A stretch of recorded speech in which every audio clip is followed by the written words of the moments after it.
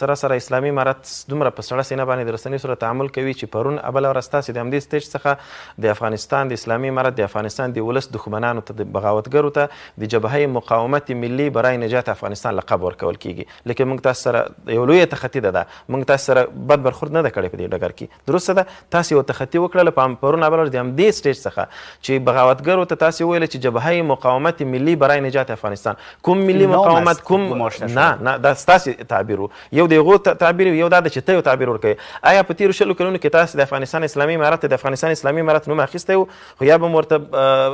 فسادګر ول یا به مو تروریستان ورته ول یا به مو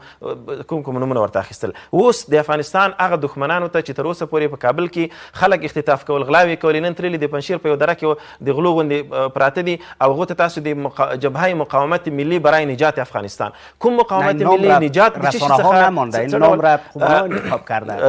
زه وایم یعنی تاسو مقایسه وکړئ په 20 کلو کې آیا د دې سټیج څخه طالبانو ته چې په هغه وخت کې وو تاسو د امارت لقب ورکړی ده د اسلامي امارت خپل نوم همدا و د افغانستان اسلامي امارت چا دا نوم ورته اخیستی ده نن ولې د افغانستان دښمنانو ته تاسو دا نوم ورکوئ موږ تاسو سره بد برخورد نه ده کړی سره د دې چې یو لویه تخطي وده نو تاسو د دې نه باید